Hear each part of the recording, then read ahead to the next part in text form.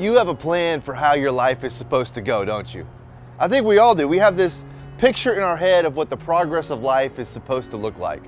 We have this ideal of what we want, who we want, and when we want it.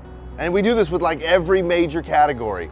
I did anyway, and up until I finished college, I was tracking pretty well.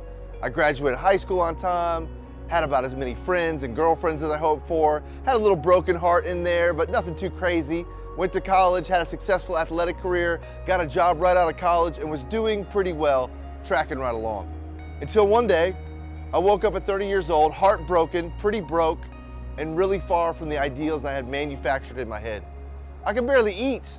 I didn't know if I would ever love again. My friend pool had shrunk as I poured my life into student ministry and felt like I had nothing to show for it. I started looking around. It felt like all my friends were married.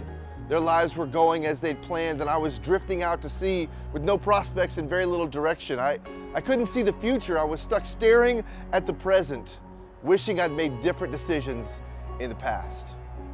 Have you ever been there? Are you there right now? Are you wondering how your life turned out so differently than what you had planned on paper?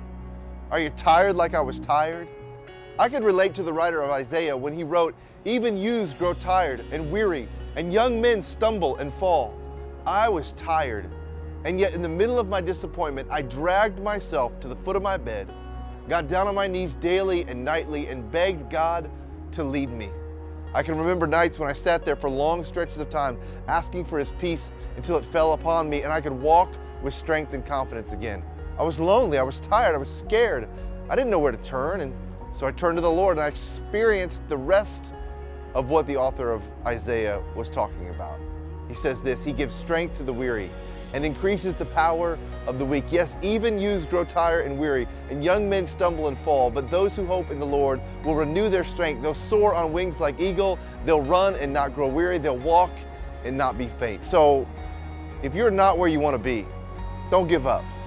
Get down on your knees beside a chair, a bed, or just in the middle of the floor and cry out to God, who gives us strength to carry on until the storms and the challenges subside. Trust in Him. Hold on.